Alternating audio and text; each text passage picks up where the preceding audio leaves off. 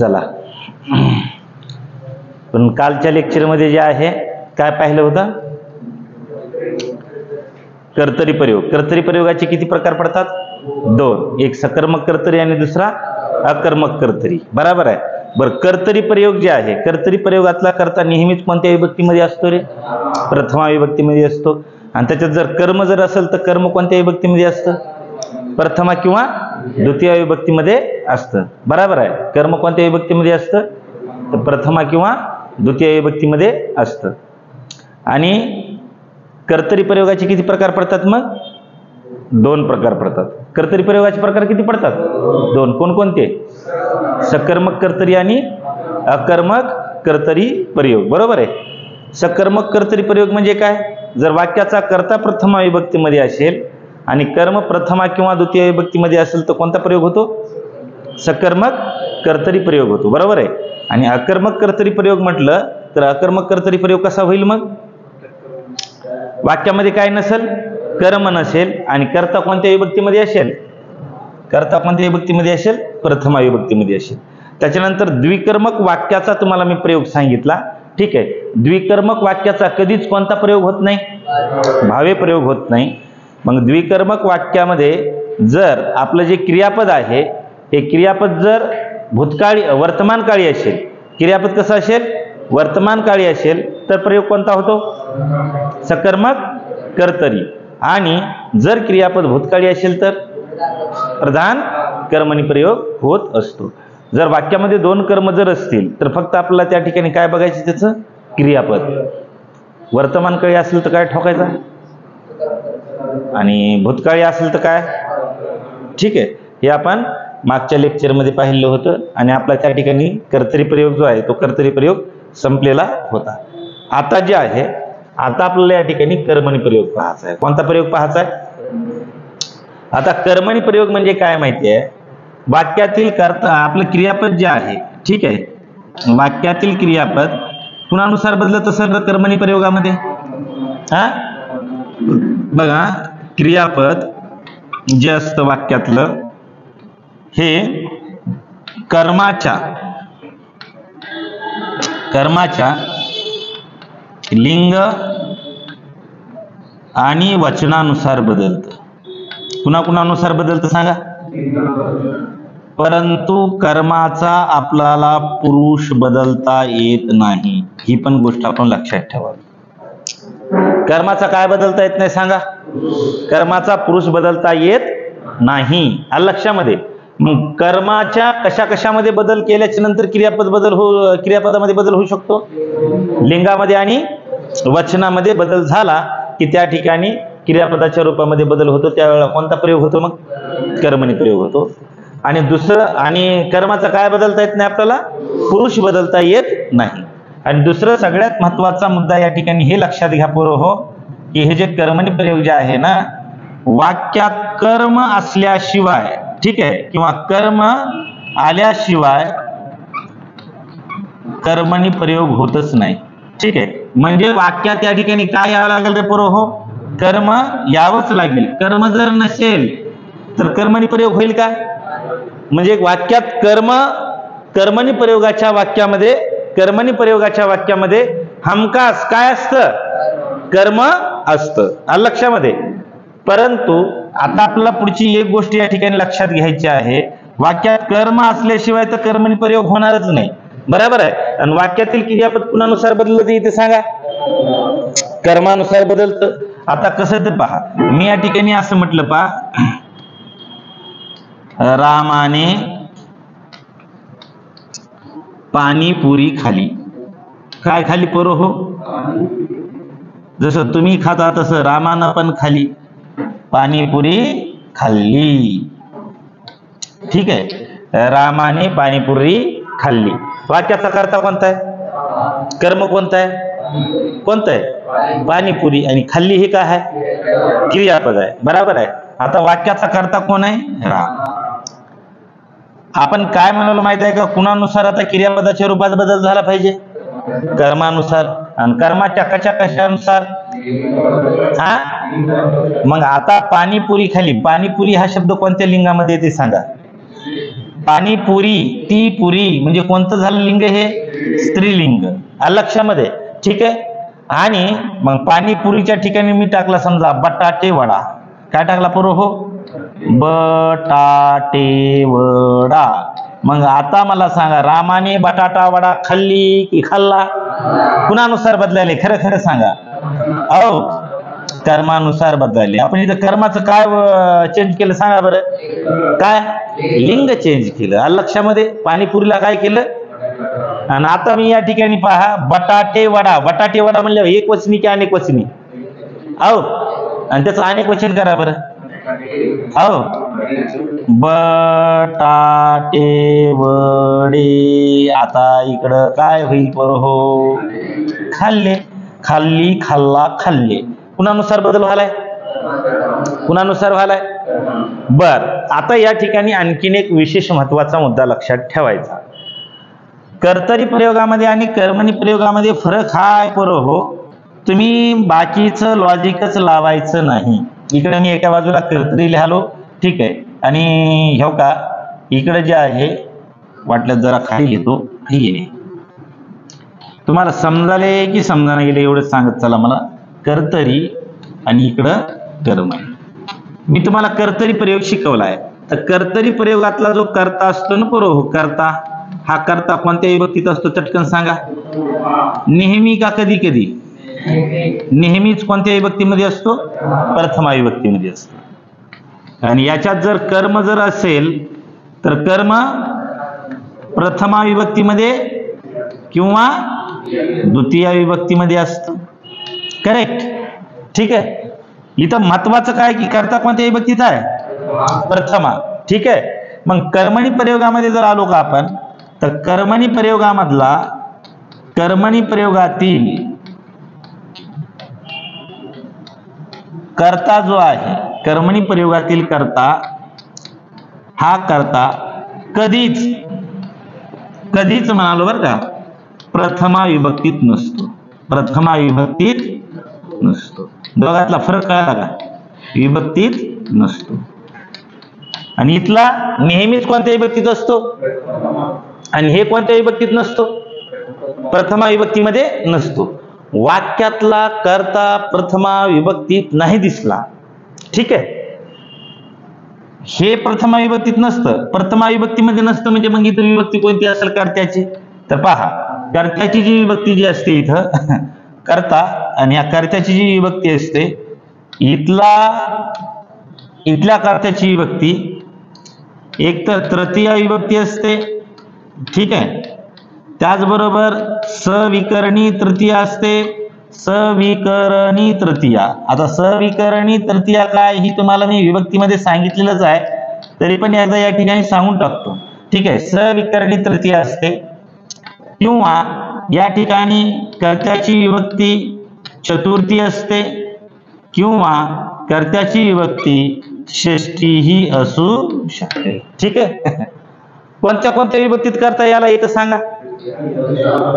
ठीक आहे. चतुर्थी विभक्तीमध्ये येतो आणि षष्ठी विभक्तीमध्ये पण येतो. लक्षामध्ये. कोणत्या प्रयोगामध्ये? कर्मणी प्रयोगामध्ये. कर्त्याची विभक्ती काय नसते. आणि दुसरा आता सगळ्यात महत्वाचा मुद्दा या कर्मणी प्रयोगामध्ये जे आहे ना पूर्व, मी कर्मणी प्रयोगामध्ये सांगालो बरं का. कर्मणी प्रयोगामधलं जे कर्म जे असतं का, कर्म, हे कर्म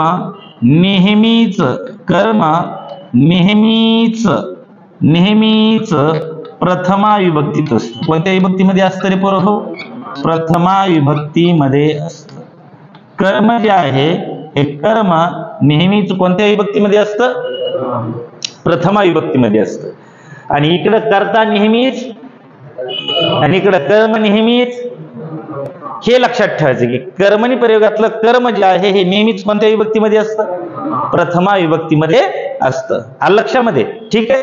आणि त्याचबरोबर आता या ठिकाणी बघा ना तुम्ही, इथं आपण लिहिलं होतं पाणीपुरी कोणत्या विभक्तीमध्ये आहे? कर्म. अरे पाणीपुरीची विभक्ती सांगायची. बटाटे वडे प्रथमा. ठीक आहे. पण रामाने पाणीपुरी खाल्ली, रामाने बटाटे वडा खाल्ला, रामाने बटाटे वडे खाल्ले. बघा बरं, कर्त्या हा प्रथमा विभक्ती मध्ये आलाय की तृतीय विभक्तीमध्ये आलाय? कोणत्या विभक्तीमध्ये आलाय? तृतीय विभक्तीमध्ये आलाय.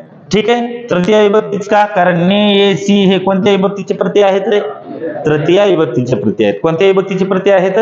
तृतीय विभक्तीचे प्रत्यय आहेत. ठीक आहे, काय अडचण पुरोहित पर्यंत समजायले का मी काय सांगावलं ते? ठीक आहे. त्याच्यानंतर पुढे पहा, हा जो कर्मणी प्रयोग आहे, कर्मणी प्रयोगामध्ये कर्म जे असतं का, या कर्माला आपण काय म्हणायचं असतं पुरो हो? धातू रूपेश. काय म्हणायचं याला? आणि कर्तरी प्रयोगामध्ये धातू रूपेश कोण असतं? कर्ता असतो. म्हणजेच काय रे वा, कर्तरी प्रयोगामध्ये क्रियापदावर हुकूमत कोण चालवत असतं, आणि कर्मणी प्रयोगामध्ये क्रियापदाच्या रूपावरती हुकूमत कोण चालवतं? कर्म. मग जो क्रियापदाच्या रूपावरती हुकूमत चालवतो किंवा क्रियापद ज्याच्या तंत्राप्रमाणे चालते त्याला आपण काय म्हणायचं? धातू रूपेश. त्याला काय म्हणायचं? धातू रूपेश. आलं लक्षामध्ये? ठीक आहे. म्हणून या ठिकाणी जे कर्म जे आहे, या कर्माला आपण काय म्हणायचं पुरो हो?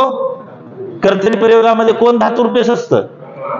कारण या ठिकाणी मला सांगा, या क्रियापदाच्या रूपामध्ये बदल जो आहे या कर्त्यानुसार व्हायलाय का ह्या कर्मानुसार व्हायलाय?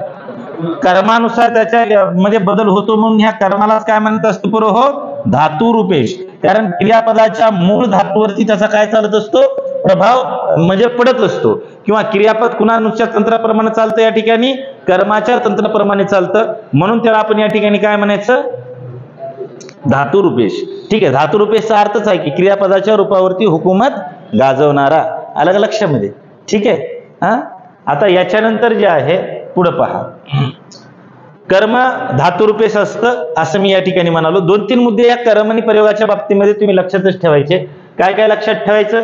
की कर्मणी प्रयोगातील कर्ता कधीच म्हणजे प्रथमा विभक्तीमध्ये नसेल तर कधी तृतीयामध्ये असेल, कधी ती सविकरणी तृतीयामध्ये असेल तर कधी चतुर्थीमध्ये असेल, तर कधी षष्ठी विभक्तीमध्ये असेल.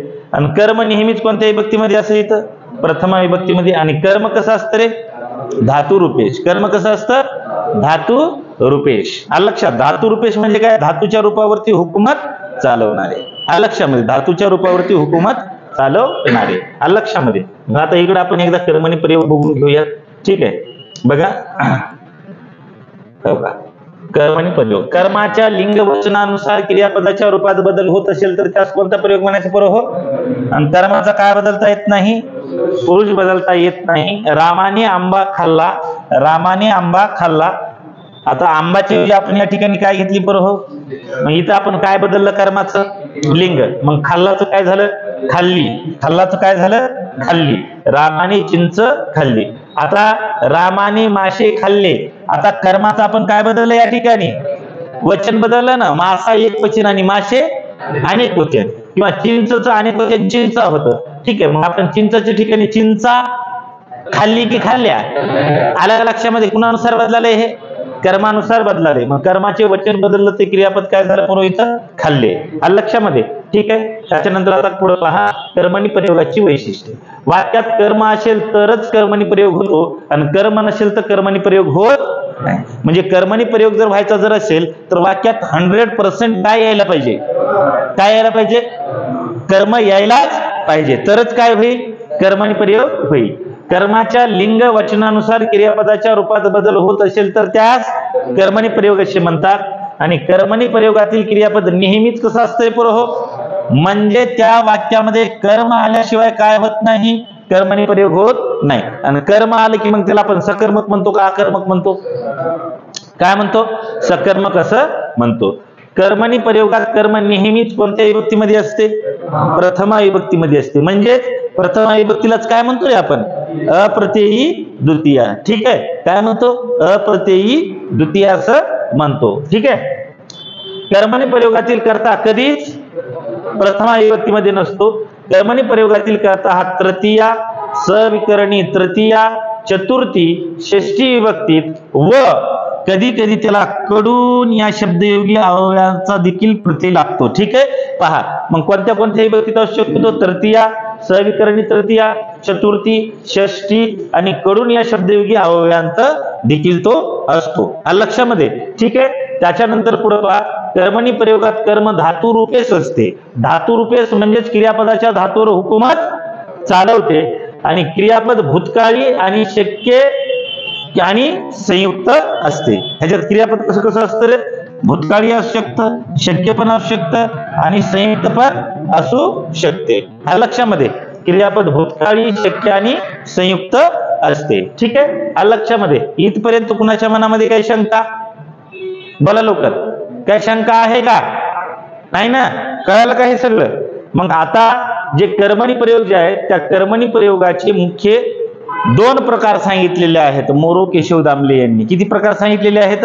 2. एक प्रधान कर्तक कर्मणी प्रयोग आणि दुसरा जो आहे गौण कर्तक कर्मणी प्रयोग. ठीक आहे. लक्षामध्ये. मग आता तो मुद्दा आपल्याला या ठिकाणी पाहता आहे. ठीक आहे. धातू रुपेश बिंदू रुपेशचा अर्थ कळाला का नाही कळाला मला सांगा एकदा. कळाला का त्याचा अर्थ? काही अडचण आहे का इथपर्यंत? मग आता खाली हो का इकडे बघा, कर्मणी प्रयोगाचे प्रकार. मोरो केशव दामले यांनी कर्मणी प्रयोगाचे किती प्रकार सांगितले म्हणालो मी? 2 प्रकार सांगितले आहेत. ठीक आहे. एक कोणता प्रकार आहे? प्रधान कर्तक कर्मणी प्रयोग आणि दुसरा कोणता? गौण कर्तक कर्मणी प्रयोग. आता प्रधान कर्तक कर्मणी प्रयोग म्हणजे काय? तर त्या वाक्यातील कर्ता प्रधान असतो. कोण प्रधान असतो? कर्ता. आणि गौण कर्तक म्हणल्याच्या नंतर कोण त्या ठिकाणी गौण असतं? तर कर्ताच कसा असतो? गौण असतो किंवा कमी महत्वाचा असतो. लक्षामध्ये.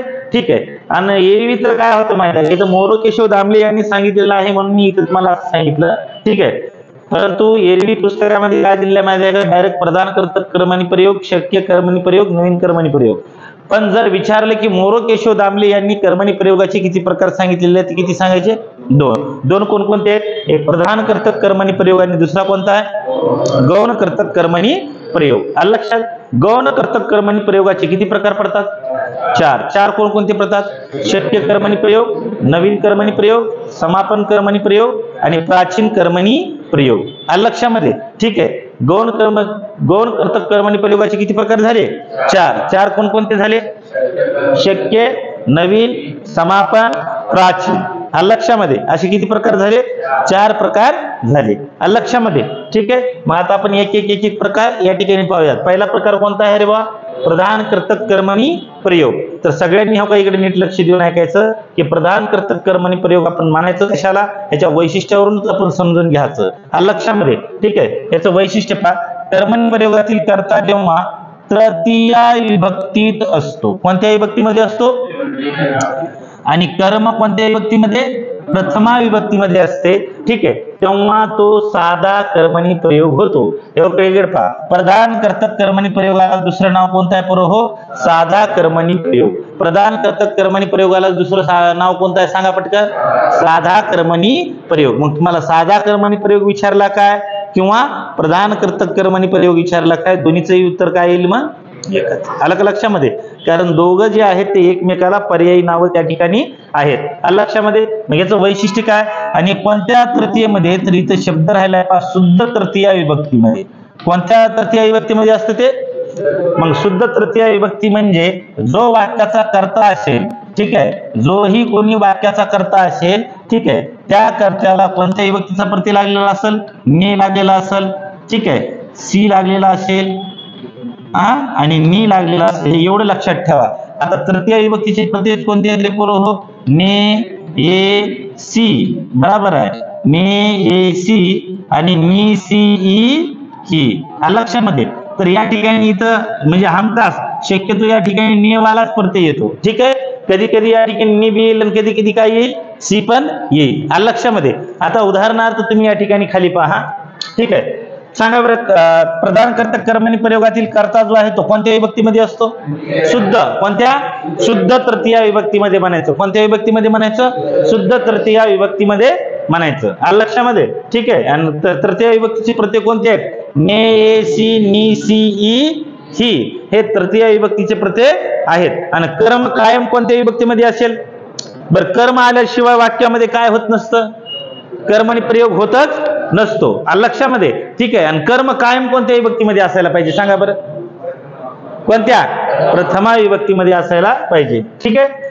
बघा आता कर्म प्रथमा विभक्तीमध्ये असते तेव्हा तो साधा कर्मणी प्रयोग असतो. आता खालच्या ओळीला पहा, अशा प्रयोगात क्रियापद कर्मानुसार बदलत असले तरी कर्त्याला प्राधान्य असते. कुणाला प्राधान्य असते रे इथं?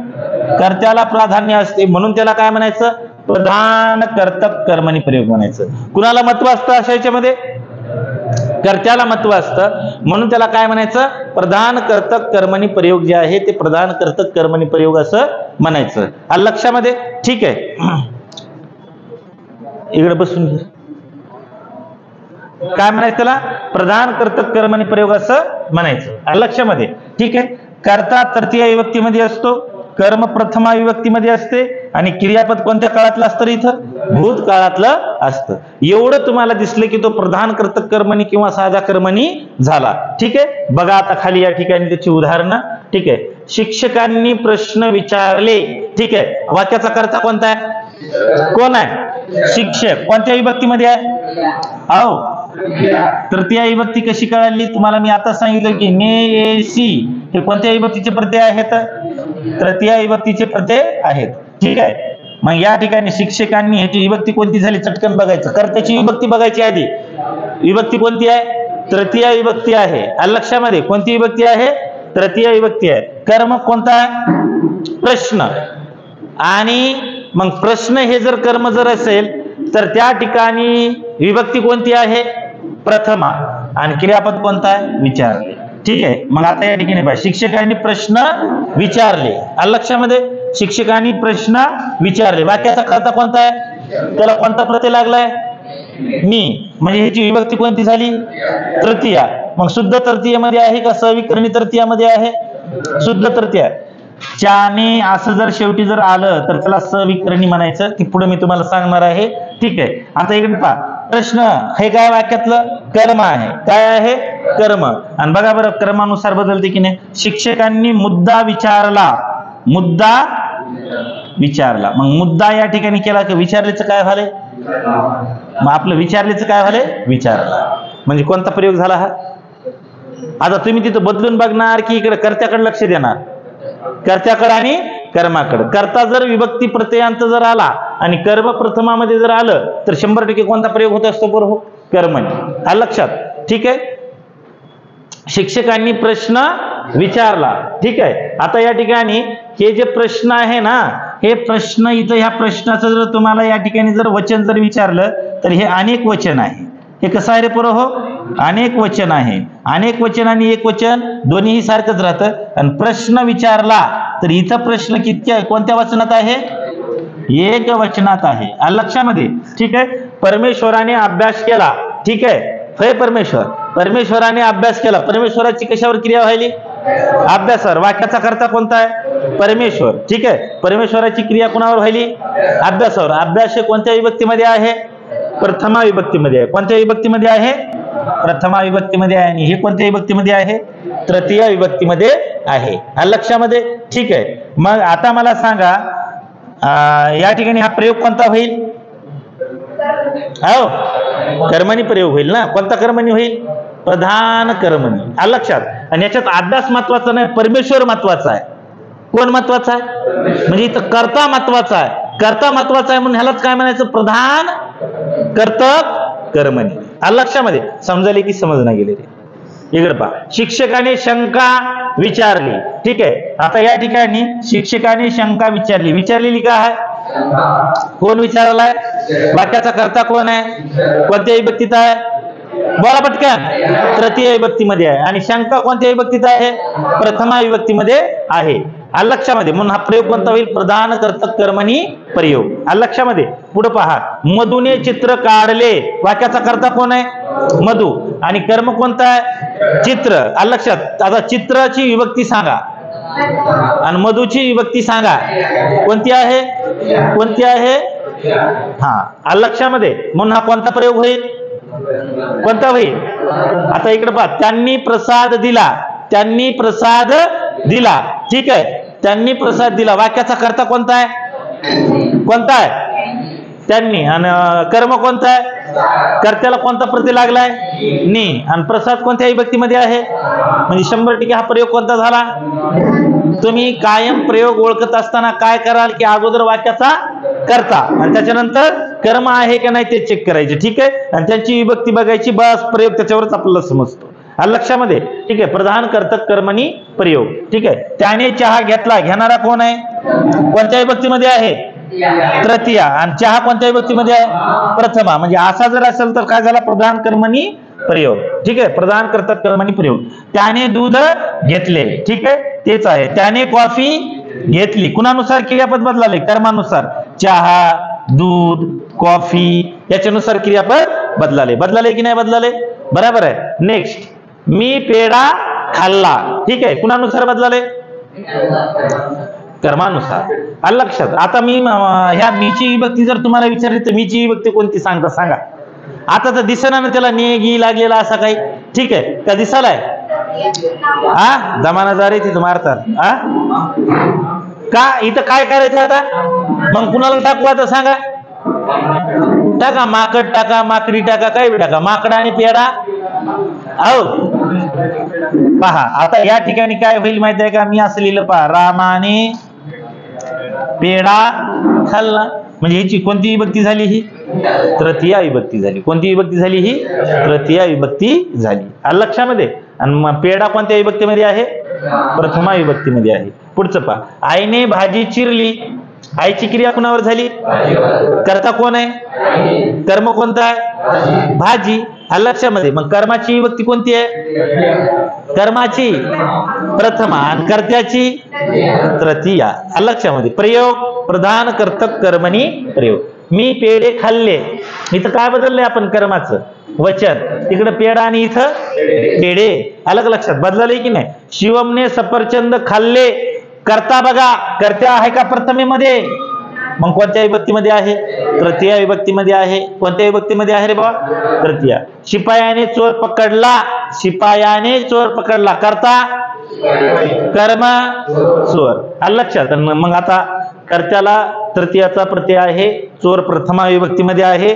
मग त्या ठिकाणी हा प्रयोग कोणता होईल पोरं, हो प्रधान कर्तक कर्मणी प्रयोग. ठीक आहे, चला. माधुरीने नृत्य केले, फक्त आता कर्ता आणि कर्म सांगा. कर्ता कर्म, मग कर्त्याची विभक्ती, हो कर्त्याची विभक्ती, कर्माची विभक्ती प्रथमा. प्रयोग, प्रधान कर्तक कर्मणी प्रयोग. ठीक आहे. शिपायाने चोर पकडला, कोणी पकडला, मग कर्ता कोण आहे, कोणत्या विभक्तीत आहे, आणि चोर कोणत्या विभक्तीत आहे. कस काय बदलले रे क्रमांक ह्याचे. ठीक आहे, चला. गायने गवत, कर्ता कर्म गवत. लक्षामध्ये. ठीक आहे, आणि हे तृतीय आणि हे प्रथमा. लक्षामध्ये. ठीक आहे. नेक्स्ट, राजाने राजवाडा बांधला. ठीक आहे, कर्ता राजा, कर्म कोणत्या विभक्तीमध्ये आहे, प्रथमा विभक्तीमध्ये आहे. ठीक आहे, आणि हे तृतीय विभक्तीमध्ये. प्रधान कर्तक कर्मणी प्रयोग. तिने फुल तोडले, त्याची क्रिया कोणावर घडली, वाक्यातलं कर्म कोणतं आहे, कोणता आहे, फुल का आहे, फुल का आहे, आणि ती का आहे, कर्ता. ठीक आहे, लक्षामध्ये. आता मी फुलाच्या ठिकाणी जर कळी टाकलं तर काय होईल, म्हणजे हा प्रयोग कोणता आहे. मग आता तिथं तुम्हाला बदलून बघायचे का फक्त कर्ता कर्म बघायचा, कर्ता कर्म बघायचं, जे बघायचं ते त्याचं सोडून दुसरंच बघायचं. तुम्हाला नादच लागलाय ते. बघणाऱ्यांना सांगालो, हे सोडून दुसरं बघणार आलं लक्षामध्ये. ठीक आहे, मला काय करायचे, तुमच्याच डोळ्याला हे बघा, मग डोळे मिचमिचे होते. पुढचं बघा वाक्य, संदीप शेठने आपले मिचमिचे डोळे पुसले, कारण त्याला दुःख झालं, सोडून गेले. ठीक आहे, मिचमिचे डोळे पुसले. आता डोळे का बरं पुसले, डोळ्याला पाणी आलं. लक्षामध्ये. ठीक आहे, वाक्याचा कर्ता कोण आहे, कोणत्या विभक्तीत आहे, हो, आणि कर्म कोणता आहे, डोळे. आलं का लक्षामध्ये. ठीक आहे, म्हणून कर्ता हा कर्म. ठीक आहे, आरामशीर शिका पोरो. आपल्याला काय घाई गडबड आहे का, आपल्याला कधीच घाई आणि गडबड नसते. ठीक आहे. हा, आता पुढचं का, कृष्णाने राधेचा माठ फोडला. का फोडला विचारायचं नाही, फोडला हे महत्वाचं आहे. आलं लक्षामध्ये? ठीक आहे. कृष्णाने राधेचा माठ फोडला. ठीक आहे. मग कर्ता कोणता आहे? कृष्ण आहे. आलं लक्षामध्ये? आणि कर्म कोणता आहे? माठ. माठाची विभक्ती प्रथमा आणि कर्त्याची विभक्ती. ठीक आहे. मग आपला या ठिकाणी प्रयोग कोणता होईल? राधेने कृष्णाची बासरी चोरली. ठीक आहे. आता वाक्याचं कर्म कोणतं आहे सांगा? कर्म. कर्म बासरी आणि कर्ता बासरीची विभक्ती आणि राधेची विभक्ती आणि कृष्णाची का आहे रे? हे शब्द इथं कशाचं काम करायलाय? कृष्णाची हा शब्द इथं कशाचं काम करायलाय? कशाचं काम करायलाय?